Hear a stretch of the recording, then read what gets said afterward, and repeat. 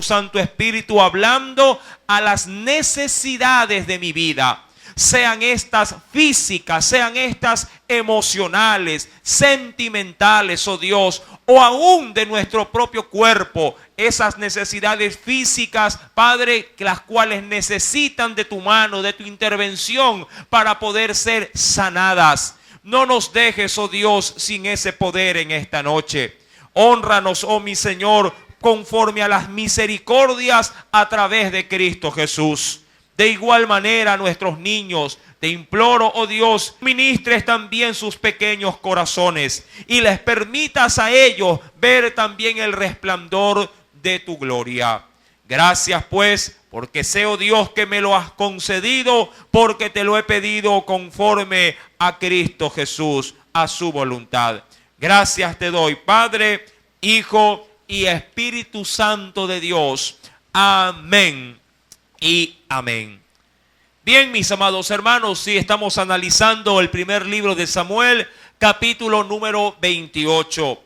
Se decía en la enseñanza anterior, sí, que Saúl estaba totalmente absorto, estaba, sí, diríamos, trastornado en su corazón al ver que el enemigo, es decir, el ejército filisteo, estaba prácticamente cerca ya de su propio campamento. Recordando que el pueblo, sí, mi querido hermano, del pueblo de Israel había seguido a su rey, pero su rey había desobedecido obstinadamente a Jehová. Y por esa causa Dios se apartó de Saúl y lo entregó en mano de sus enemigos. Para sorpresa también de Saúl, había en medio de las filas de los enemigos de sí, un hombre llamado David. Entendiendo que David se encontraba en el ejército contrario porque había huido, sí, de esa persecución que el mismo Saúl había levantado en contra de este hombre. Sí, prácticamente diríamos ahora se encontraba, en este caso hablando del rey, sin la dirección de Dios, sin un profeta que le pudiera dar la pauta como para poder saber qué hacer en un momento tan difícil. Y eso, dice la Escritura, le hace formular a sus hombres una pregunta. ¿Cuál era esa? Preguntar por medio de una divina, sí, para poder obtener dirección supuestamente de Dios en esta gran encrucijada en la que él y su nación se encontraba. Si me acompaña, por favor, venga conmigo al capítulo número 28, versículo, número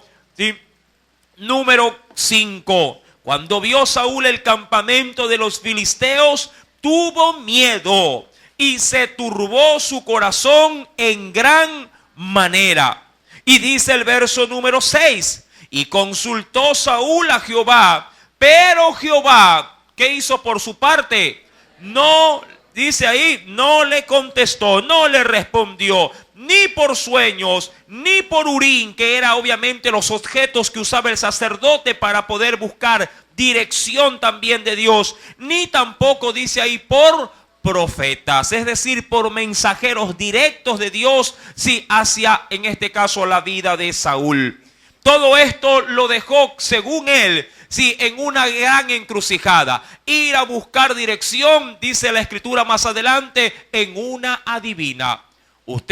Todo lo que hoy estoy dando, recuerde, simplemente es ya lo meditado en el día viernes anterior. De hecho, usted conoce las prohibiciones de la palabra para no consultar todo lo que tenga que ver con el ocultismo. Simplemente a manera de un breve repaso, abra conmigo la Biblia, por favor, en el 5.º libro de la Biblia, Deuteronomio, en el capítulo número 18. Ahí tenemos los parámetros bíblicos de los cuales el mismo Dios había estipulado que su pueblo se mantuviera a distancia y nada tuviera que ver con la hechicería, con la brujería o el ocultismo. En Deuteronomio capítulo 18, leámoslo simplemente para recordarlo, mi querido hermano. Sí, nos dice el Señor a partir del versículo número 9 en adelante. Cuando entres a la tierra que Jehová tu Dios te da, no aprenderás a hacer según las abominaciones de aquellas naciones. No sea hallado en ti quien haga pasar a su hijo o a su hija por el fuego, ni quien practique adivinación, ni agorero, ni sortílego, ni hechicero, ni encantador, ni adivino, ni mago, ni quien consulte a los muertos. De ahí usted puede seguir, sí, en la lectura en su hogar y verá de manera amplia lo que implicaba, en caso de rebeldía, la sanción de Dios para quienes lo consultaban. Mi amado hermano, obviamente Dios no le responde a Saúl porque Dios no se presta, mi amado hermano, para poder ser un objeto prácticamente de burla de parte del hombre cuando éste obstinadamente camina en rebeldía. Mi amado hermano, Dios es misericordioso, claro que sí. Y en su misericordia Dios atiende muchas veces sin merecer a nuestras rogativas. Pero Dios no está obligado a responder ninguna de ellas. Mi amado hermano, no permita que la misericordia de Dios para su vida se haga un abuso desmedido de la gracia de Dios. Saúl no encontró respuesta y bien merecido se lo tenía. Saúl había obstinadamente pisoteado vez tras vez la voluntad de Dios. Y ahora que éste lo necesitaba, Dios prácticamente le dio la espalda. Ahora bien, entremos en el estudio de esta noche. Dice la Biblia en el versículo número 7. Entonces Saúl dijo a sus criados: buscadme una mujer, dice ahí, que tenga espíritu, pero no cualquier espíritu. Espíritu de adivinación. Entendamos, mi querido hermano, que este tipo de espíritu se manifiesta obviamente para con quienes practican el ocultismo. El hombre, hay que dar esta pauta, es un ser tripartito. Es un ser compuesto de tres, formas o de tres partes: cuerpo, alma y espíritu. Obviamente que esa composición del hombre ha sido gestada de Dios en nuestra creación. Dios tomó el polvo de la tierra para formar nuestra carne, y por medio, mi amado hermano, de su aliento de vida, sopló en nosotros de su espíritu para que el hombre pudiera ser un alma viviente. Y así lo simplifica dentro de la unión de ambas cosas, del cuerpo y el soplo de vida. El alma aparece y el hombre puede llegar a ser un ser vivo.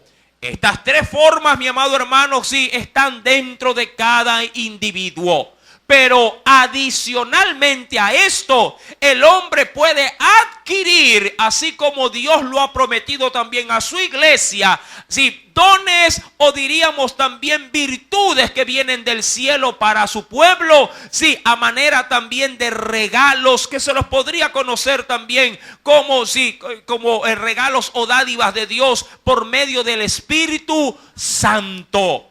Mi querido hermano, así como Dios envía de su espíritu y sus dones para el hombre, usted lo podrá corroborar allá en la primera carta a los Corintios, cuando se habla ampliamente de los dones del Espíritu Santo. El enemigo de nuestras almas, es decir, Satanás, también otorga de sus poderes a sus sirvientes, a los que se prestan para adorarlo o para ser instrumentos en sus manos. Mi querido hermano, esta es una gran verdad, aun cuando usted de pronto sea algo renuente o escéptico para creerlo. Mas sin embargo, mi querido hermano, yo quisiera por favor que venga conmigo solo como una breve referencia de esta situación en el Nuevo Testamento. Acompáñeme por favor al libro de Hechos de los Apóstoles, en el capítulo número 16. En la Biblia vemos también una reseña bastante remarcada con respecto a este mover de un espíritu que se lo consideraba como espíritu de adivinación. Ya vamos a ver en qué consiste este espíritu en particular. Hechos de los Apóstoles, luego de los Evangelios, en el capítulo número 16. ¿Lo tiene? Hechos de los Apóstoles, capítulo 16, versículo número 16 en adelante. ¿Ya lo encontró? Dice la Escritura: aconteció que mientras íbamos a la oración, nos salió al encuentro, dice la Escritura, ¿quién? Nos salió al encuentro, dice ahí, una muchacha que tenía espíritu ¿de qué? De adivinación, la cual daba gran ganancia, dice ahí, a sus amos. ¿Por qué cosa aquí? Por la adivinación. Ahora, definamos por favor este término. ¿Sí? ¿En qué consiste el término o la palabrita así, adivinación? Bueno, su origen obviamente etimológico o su descripción esencial se deriva de la palabra adivino. Este término está dividido de hecho en dos partes. ¿Sí? El término a, que significa carente, ¿sí? O sin o falto de. Lo repito, significa carente o sin o también falto de. Todo eso implica la primera letra que compone la expresión adivino. El término a significa sin, carente o falto de. Y como consecuencia, la siguiente palabra, sí, divino, es deidad o Dios. Deidad o Dios. Ahora, si junta y trata de formular un concepto de toda la palabra, estaríamos diciendo que es alguien que practica en sí mismo, sí, algo que está falto, carente ¿de quién? De Dios. Está sin Dios, está, diríamos, sin una verdadera guía o sin una verdadera, sí, diríamos, poder de lo divino. Mas sin embargo, muchos que acuden a ellos piensan que Dios se mueve a través de este tipo de personas. Mire, mucha gente inclusive podría llegar a conceptualizar a un adivino, a un brujo, como un instrumento de Dios. De hecho, mi querido hermano, yo entiendo que en el mundo hay fuerzas ocultas que se mueven poderosamente en medio, diríamos, de ese mundo espiritual. Dentro de ese mundo espiritual, aún la misma palabra, mi amado hermano, nos advierte que no tenemos lucha contra carne ni sangre. Es decir, que la iglesia de Cristo no pelea contra los hombres. Si hay un enemigo, mi amado hermano, real en este mundo para la iglesia, esos enemigos se encuentran en las regiones celestes. Forman parte de principados, de reinados, de potestades, y ellos ejercen poder y autoridad sobre los seres humanos. Obviamente, sobre aquellos en los cuales no está el poder de Dios. Solamente Cristo puede librar al hombre del poder del maligno. Y mi amado hermano, yo quisiera por favor que usted considerara una advertencia de parte de Dios en el 5º libro de la Biblia, en Deuteronomio. Dios está consciente de que el poder de las tinieblas es real. Imagínense, Dios está aceptando que ese poder es real. Y de la misma manera nos advierte qué debemos de hacer si acaso alguien nos quiere manipular por medio de ese poder. Acompáñeme primeramente a Deuteronomio capítulo número 13 y veamos cómo nos advierte el Señor. Deuteronomio, capítulo número 13.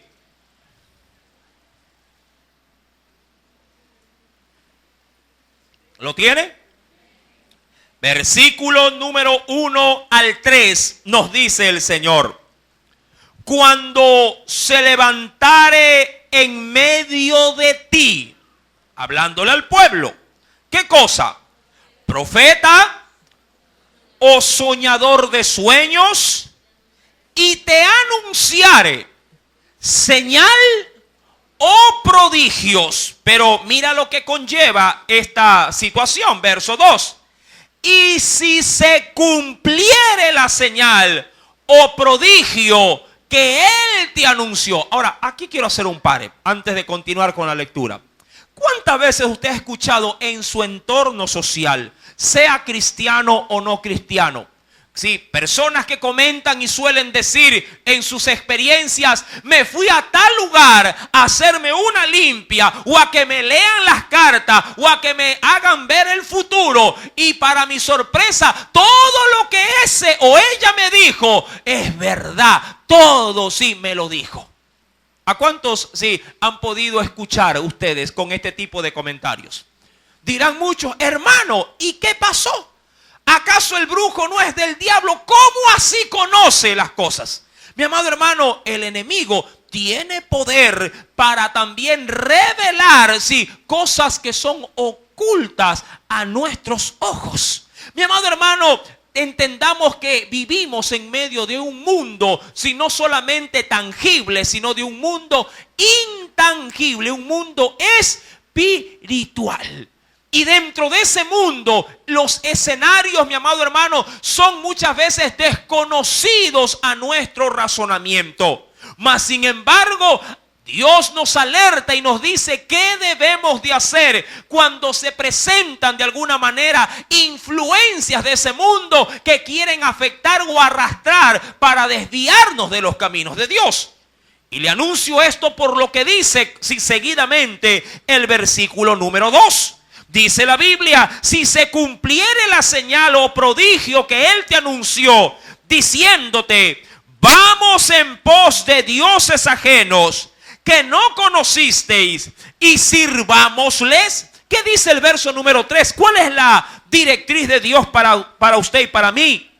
No darás oído a las palabras de tal profeta, ni al tal soñador de sueños. Porque Jehová, vuestro Dios, ¿qué cosa es lo que está haciendo? Os está probando para saber si amáis a Jehová vuestro Dios con todo vuestro corazón y con toda vuestra alma. Mi amado, ¿es que acaso Dios, sí, que conoce este asunto, se ha quedado de brazos cruzados? Pues déjeme decirle que no. Dios lo que hace es entregar a la humanidad a su pecado y a su aberración.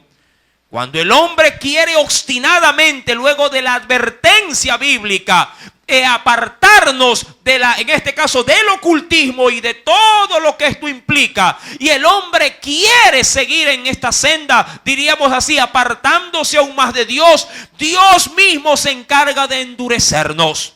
Quisiera previamente, mi querido hermano, que me acompañara a un libro dentro del Nuevo Testamento. Acompáñeme, por favor, sí, a la segunda epístola de la carta a los Tesalonicenses, capítulo número 2. Segunda epístola a los Tesalonicenses, capítulo número 2.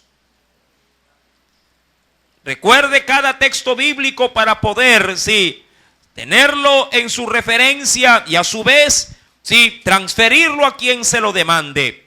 ¿Lo tiene ya? Segunda de Tesalonicenses, capítulo número 2. Dice el Señor, sí, voy a leer desde el versículo número 7 al verso número 12. Dice el Señor, y póngale asunto a esta palabra: porque ya está en acción. ¿Qué cosa está en acción ya en el mundo? Y recuerde, primeramente la Biblia me advierte que este asunto es ¿qué cosa que es para mí? Un misterio, mi amado hermano. ¿Un misterio en qué sentido? En tratar de comprender cómo es posible que en un mundo que yo no puedo ver, pero que es real, si ocurra tanta maldad. Verso número 7. Porque ya está en acción el misterio de la iniquidad, o lo que es igual que la maldad. Solo que hay quien al presente, ¿qué está haciendo actualmente el Señor? Lo detiene. ¿Cómo lo detiene? ¿Cómo Dios, mi amado hermano, en su soberanía, pero también en su misericordia, no permite que ese mundo sobrenatural se venga con todo para que ataque a la humanidad? Porque la iglesia, la verdad, que tiene o es portadora del Espíritu Santo, hace una presa para que esas aguas no inunden todo todo en este caso, todo este mundo. Y dice la Biblia pues en el versículo número 7, hasta que él a su vez sea quitado de en medio. ¿Qué sucederá una vez que la iglesia no se encuentre? Entonces se manifestará aquel inicuo, a quien el Señor matará con el espíritu de su boca y destruirá con el resplandor de su venida. Verso 9. Inicuo cuyo advenimiento es por obra de Satanás, con gran poder. ¿Y qué más hace el diablo, mi amado hermano? O quien lo representan. Dice, con poder, señales y prodigios. Pero todos son, ¿qué cosa dice la Escritura? Mentirosos. Versículo número 10. Y con todo engaño de iniquidad para los que se pierden, por cuanto no recibieron el amor de la verdad para ser salvo. Cada persona que de manera consciente rechaza a Cristo a la presente fecha, de manera inconsciente le está diciendo sí al poder del maligno. Si se rehúsa a creer que Cristo lo puede salvar, pero no rehúsa, mi amado hermano, de manera inconsciente a las obras del diablo.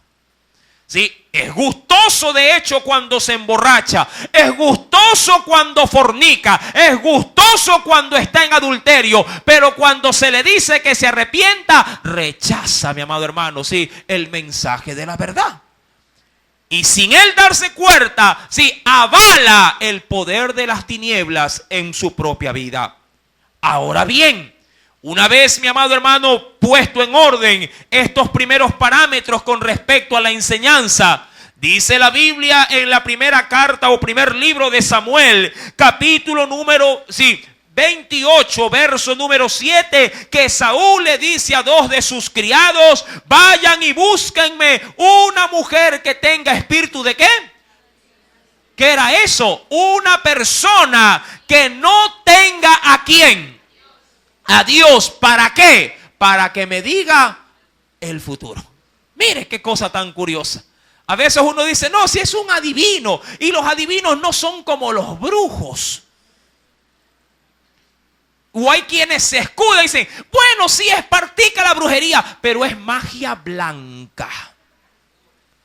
Mi amado hermano, todo lo que tiene que ver con el ocultismo tiene que ver con lo satánico, con lo diabólico, y eso nada de luz tiene. Todo es tinieblas. ¿Me está entendiendo? Mi querido hermano, dice pues la Biblia en el verso número 7, para que yo vaya a ella y por medio de ella, pregunte. Y sus criados le respondieron, he aquí, hay una mujer en Endor, que era obviamente el lugar, que tiene espíritu de adivinación. ¿Qué hizo Saúl por su parte? Y se disfrazó Saúl y se puso otros vestidos, es decir, que se quitó las ropas reales. Se puso otros vestidos y se fue con dos hombres. Y vinieron a aquella mujer de noche y él dijo, yo te ruego que me adivines por el espíritu de adivinación y me hagas subir a quien yo te dijere. Ahora, analicemos la expresión, o las palabras de Saúl. ¿Qué es lo primero que él quería, mi amado hermano? conocer obviamente ¿qué cosa? Su porvenir. Recuerda que él buscaba en Dios una palabra para saber qué hacer contra, en este caso, el ejército de los filisteos. De manera muy precisa él quería saber si salía o no a la guerra. Y si salía a la guerra, qué estrategia militar usar para confrontar a su enemigo. Ya por un periodo de 400 años, cuando los jueces se levantaron, Dios había dado directrices para cada enemigo de cómo se tenía que confrontarlo y cómo podía verse la victoria. Obviamente, mi amado hermano, ya ese consejo Saúl no lo poseía por su desobediencia. Ahora bien, dice la Biblia en el versículo número 9, que la mujer le dijo, sí, ¿a quién? A Saúl, claro está. Ella hasta ese momento, ¿qué cosa? No lo sabía. Ahora, ¿qué cosa tan curiosa con este? Adivina. Si un adivino, por lo general, ¿qué es lo que logra conocer o discernir? Lo que es oculto o está escondido. Mi amado hermano, cosa tan curiosa que cuando Saúl va hacia ella, lo primero que ella debería de haberse dado cuenta es que no era cualquier hombre, sino que era ¿quién el que venía? ¿Quién? El rey. Y mira, Saúl no es que estaba disfrazado. Saúl simplemente se había quitado sus ropas reales, pero Saúl, era, mi amado hermano, un hombre, sí, fácil de detectar en medio de todo el pueblo. ¿Por qué causa? Él era el único hombre en Israel más alto que todos los habitantes, sí, de su nación. Diría cualquiera, a este lo saco en la China o en la Conchinchina. Él era el único. Sí, y es verdad, mi amado hermano, la Biblia a él lo detallaba como un hombre que sobrepasaba a cualquier otro de la nación de hombros hacia arriba. Es decir, que el más grande en su pueblo le llegaba a los hombros. Y él sobrepasaba de hombros hacia arriba, siquiera con unos 30 centímetros más altos que todos. La estatura de Saúl debió haber oscilado entre los 2 a 2 metros 15 de estatura. Un hombre enorme y corpulento.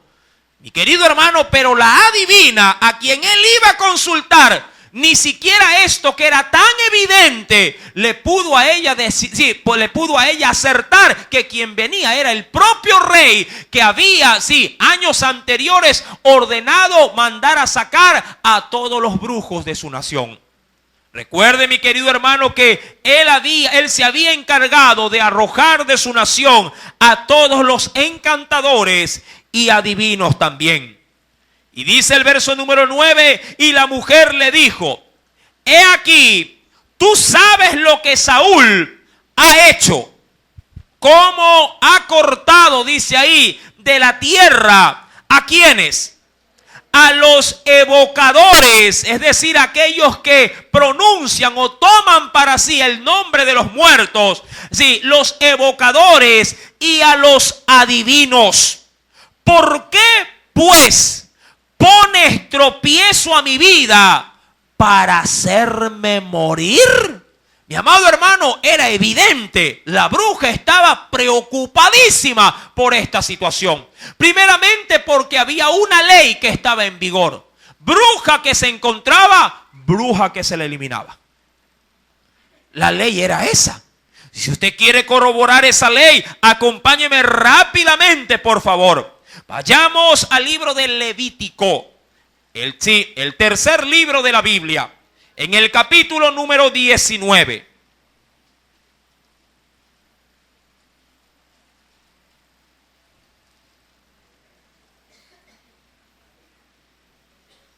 Veamos si las primeras referencias bíblicas, ¿ya la tiene? Levítico capítulo 19. Primera cita bíblica, verso número 31. ¿Qué dice como negativa la palabra? No os volváis a los encantadores ni a los adivinos. No los consultéis, contaminándoos con ellos. Yo Jehová, dice ahí, vuestro Dios. Avance al capítulo 20. ¿Lo tiene? Verso número 6. ¿Qué nos dice el Señor? ¿Ya lo tiene? Dice el Señor, versículo 6. Y la persona que atendiere a encantadores o adivinos para prostituirse tras ellos, yo pondré mi rostro contra la tal persona y la cortaré de entre su pueblo. Lea el último versículo de ese capítulo. Verso 27, del mismo capítulo 20. Y el hombre o la mujer que evocare espíritus de muertos o se entregare a la adivinación, ¿cuál era la sentencia? Ha de morir, serán apedreados, su sangre será sobre ellos. Y esta sanción era para ambos. ¿Quiénes? Tanto el adivino como quien habría de irlo a consultar. Amén. Esa era la sentencia. Hoy mucha gente va con orgullo a hacerse una limpia. Hoy mucha gente aún, mi querido hermano, se promulga por la televisión. Sí, diríamos así, a toda persona, a toda edad, para poder hacerle milagritos y curaciones, para hacer volver al marido que ya no la ama a los pies rendidos como un perro faldero. Y la gente dice, ese necesito yo, a José Luis de los Santos de pronto. Perdón, se me salió. Ya murió Guacho Mercado. ¿Se acuerda? Walter, ¿no? Mi amado hermano, ¿cuánta gente cree, en esta, diríamos así, en este adefesio, en Cristo se lo digo, pero cuando estábamos en el mundo no era considerado un adefesio. Era considerado algo real. E inclusive mucha gente vendía sus posesiones, daban en el campo ganado, tierras, dinero, para que le hagan una curación. Era muy común, mi amado hermano, ver cómo familias enteras iban a buscar el brujo para que la familia recibiera un baño de suerte. Usted se encargaba en el mundo de ir a los mercados a comprar un poco de montes para que le hagan la limpia. Ya no se acuerda, ¿verdad? Pero de ese caminar de tinieblas Dios nos rescató para ir a la luz admirable. Amén. Esa luz en la cual ya el maligno no tiene potestad sobre nosotros. Esta mujer era consciente y de hecho más temerosa del mandato que estaba que el mismo rey, mi amado hermano. Terrible. La mujer dice en el verso número 9, le dice, obviamente, ella desconociendo de quién se trataba: he aquí, tú sabes lo que Saúl ha hecho, cómo ha cortado de la tierra a los evocadores y a los adivinos. ¿Por qué pues, mira, pones tropiezo a mi vida para hacerme morir? Ella obviamente desconfiaba y decía, si yo hago algo, de lo que está obviamente restringido a hacer, y si tú o tus hombres le dan aviso, mi vida estará en peligro. Y el temor, obviamente, a ser destruido, hacían que muchos de estos encantadores ya practicaran, o de hecho, se olvidaran del oficio y se lo practicaban en secreto. Versículo número 10. ¿Qué es lo que Saúl le responde? Entonces, verso número 10, ¿qué dice la escritura? Saúl le juró, y esto es lo más terrible. ¿A quién puso, mi amado hermano, en ese juramento? Yo pregunto, ¿usted cree que es válido o poner a Dios por testigo en algo que ya diríamos así, desde el inicio está totalmente equivocado y errado? Eso es como tratar de poner a Dios de por medio haciendo un juramento de hablar mal contra alguien y decir, si en Dios pongo como testigo de que vas a contar con mi testimonio para destruir a tal o cual persona. Pregunto, ¿realmente Dios da por aprobado poner su nombre en algo que no tiene ni pie ni cabeza? Mi amado hermano, Pues necesariamente la Biblia nos advierte, y usted sabe allá en el libro de Deuteronomio, así como en el Éxodo, que Dios había restringido el uso de su nombre cuando éste se lo usaba en vano. No tomarás el nombre de Jehová tu Dios en vano, porque el Señor no dará por inocente a quien tomare su nombre en vano, es decir, por gusto.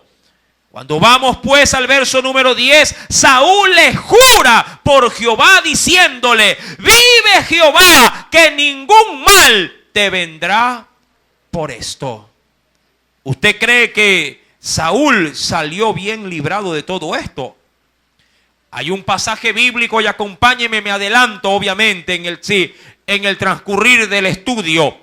Allá en el primer libro de las Crónicas, acompáñeme por favor. Primer libro de las Crónicas, en el capítulo número 10, luego de los Reyes.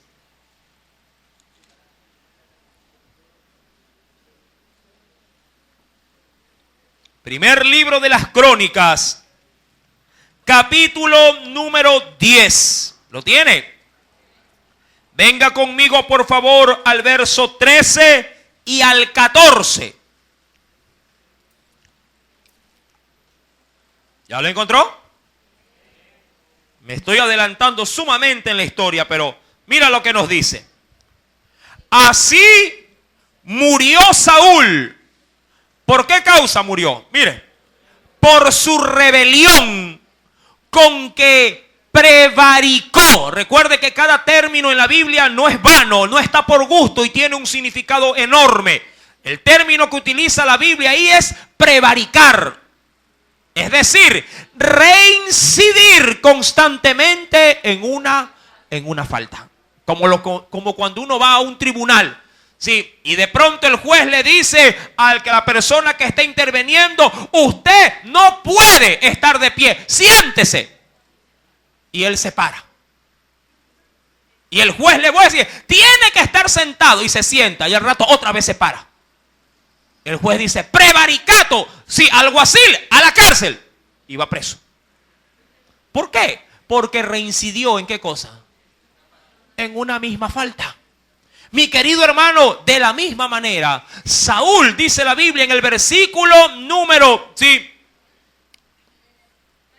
13, primera de Crónicas, capítulo 10, verso 13, dice la Biblia: murió, dice, por su rebelión con que prevaricó contra Jehová. ¿Contra qué? Contra la palabra de Jehová, la cual no guardó, y porque consultó, ¿a qué cosa? Consultó a una adivina. Ya Levítico 20, ¿qué decía el último versículo que se leyó en ese? Que así ambos serán muertos, apedreados. Mi amado hermano, y dice la Biblia: y no consultó a Jehová, verso 14, por esta causa lo mató y traspasó el reino a David, hijo de Isaí. ¿Se da cuenta? Mi querido hermano, Saúl añadía pecado tras pecado, rebeldía tras rebeldía, prevaricato constantemente, sí, sobre sí. Cuando retomamos primera de Samuel, capítulo número 28, este hombre le jurándole, sí, que no habría de recibir ningún mal por aquello que habría de realizar. Verso número 12. Y viendo, dice aquí, verso número 11. La mujer entonces dijo: ¿a quién te haré venir? Amén. Y él respondió: hazme venir. Oh, sorpresa. ¿A quién quería que le haga venir? A Samuel.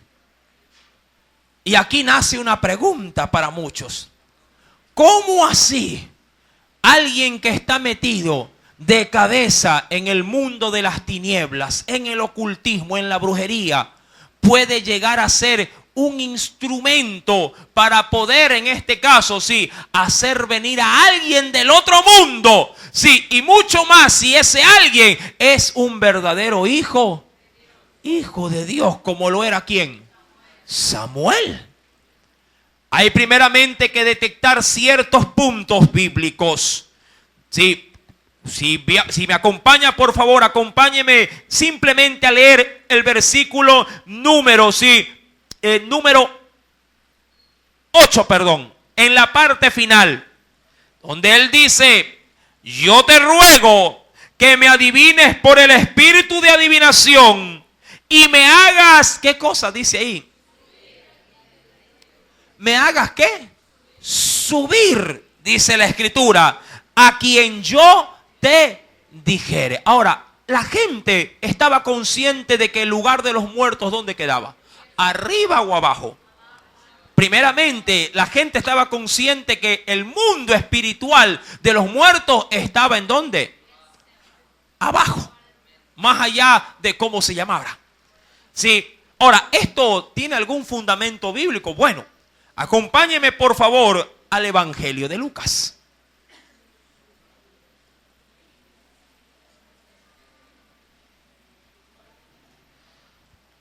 Ojalá que nos alcance el tiempo.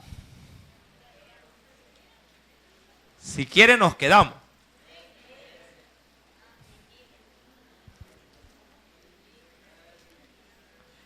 En el capítulo número 16, Evangelio según San Lucas, capítulo número 16.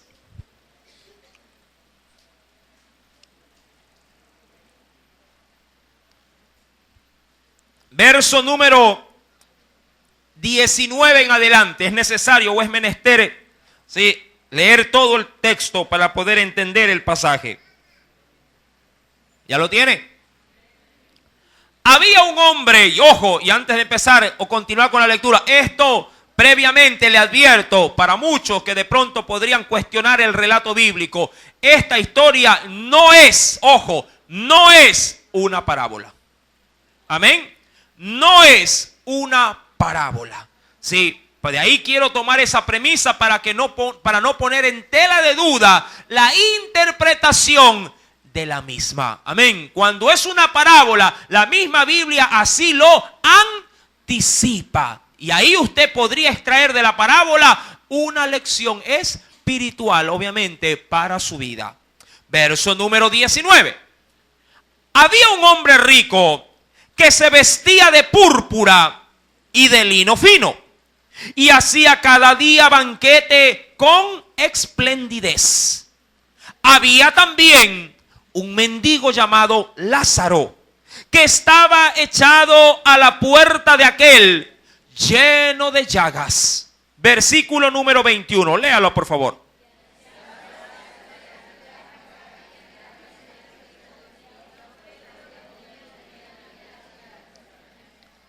Aconteció que murió el mendigo y fue llevado por los ángeles. ¿A qué lugar fue llevado? Y aquí vamos a descubrir, de hecho, sí, que hay vida después de qué.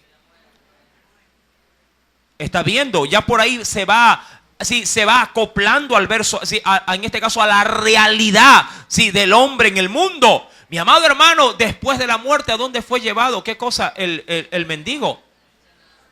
Dice aquí, fue llevado al seno de Abraham o al lugar de Abraham. Y murió también, dice ahí, el rico. Pero aquí no lo vinieron a buscar los ángeles.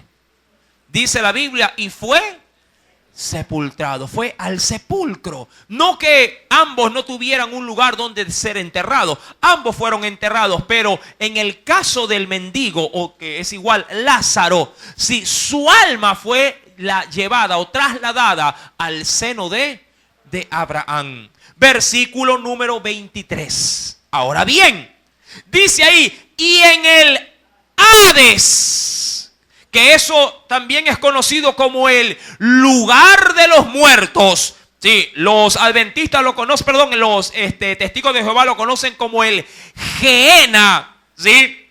Dice el versículo número 23, y en el Hades alzó sus ojos estando en tormento. Pregunto, y no decimos muchos que luego de la muerte ya de ahí hay qué cosa.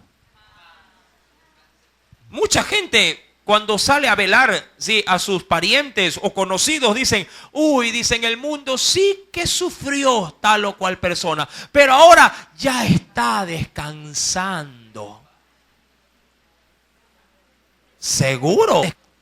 Mi amado hermano, el descanso es garantizado para los que mueren en Cristo Jesús. Los que en vida no tienen o no recibieron a Jesucristo, ellos no van a descansar. Vaya viendo el asunto. Muchos se ahorcan, se matan, se tiran puente abajo, pensando que se les acabará el tormento.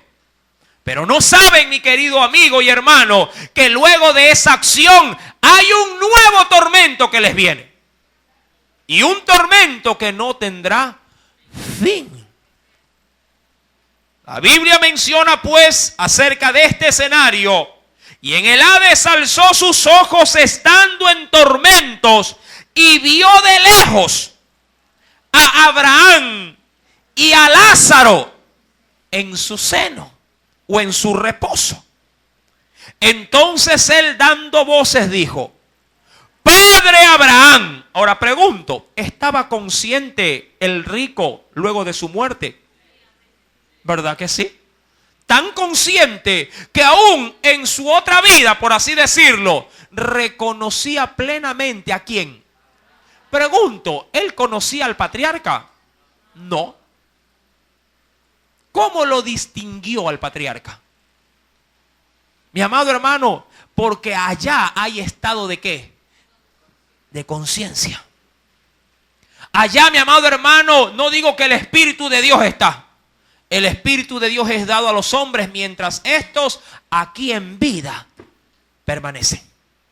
Una vez que el hombre muere, Dios dice en su palabra que el Espíritu vuelve a él que lo dio. El cuerpo vuelve a la tierra donde fue tomada. Y luego de esto, ¿qué viene para el alma? El juicio. Entonces, él dando voces dijo: Padre Abraham, ten misericordia de mí y envía a Lázaro para que moje la punta de su dedo en agua y refresque mi lengua, porque estoy atormentado. ¿En dónde?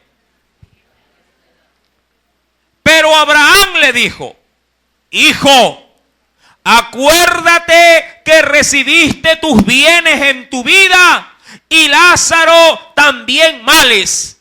Pero ahora este es consolado aquí y tú atormentado. Además de todo esto, una gran, y esto está con S, cima. No dice cima con C, sino con S. Eso implica un abismo. La cima con S podría verse como una gran depresión del terreno. Es decir, que entre ambos había un gran abismo que los separaba. Eso da la idea de que uno estaba al borde de un acantilado y el otro si los otros estaban al otro borde del mismo. Usted sí ha visto la zanja que tenemos aquí al frente. Es como que estuvieran unos de un lado y otros del otro lado. Y dice la Biblia, verso 26, además de todo esto, una gran cima está puesta entre nosotros y vosotros, de manera que los que quisieren pasar de aquí a vosotros no pueden, ni de allá pasar acá. Yo he escuchado a manera de broma de muchos muchachos: ay, si yo voy al infierno me salgo. No, yo me escapo. Sí, descarte eso. No puede. Quiere, pero no podrá. Si usted quiere salir de ahí, hoy reciba a Cristo y no tendrá parte en el lago de fuego. Eso es lo que yo le recomiendo. Entonces le dijo, verso 27, te ruego pues, Padre, que le envíes a la casa de mi padre, porque tengo 5 hermanos, para que les testifiques a este lugar de tormento. Y Abraham, ¿qué le dijo? A Moisés y a los profetas tienen. ¿Y qué dice ahí? Óiganlo. Ahora, ¿cómo el judío tenía todo esto al alcance de su mano? A través de la ley y los profetas, la Biblia. Él entonces dijo: no, padre Abraham, pero si alguno fuere a ellos de entre los muertos, se arrepentirán. ¿Y qué dice el verso 31? Mas Abraham le dijo: si no oyen a Moisés y a los profetas, tampoco se persuadirán, aunque alguno, y aquí está el asunto, se levante de los muertos.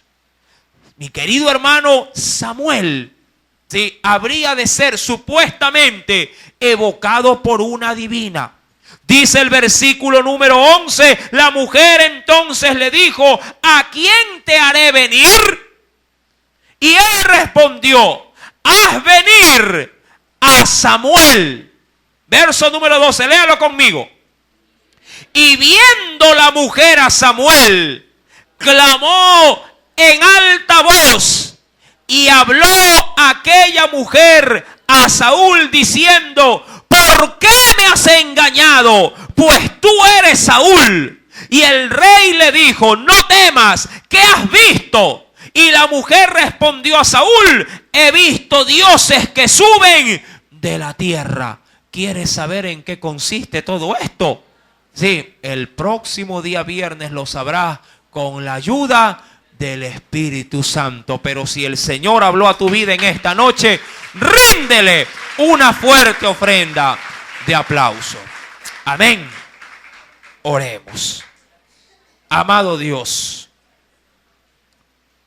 tu palabra en Deuteronomio 29:29 me dice, en ese precioso texto, oh Dios, que las cosas secretas pertenecen a Jehová,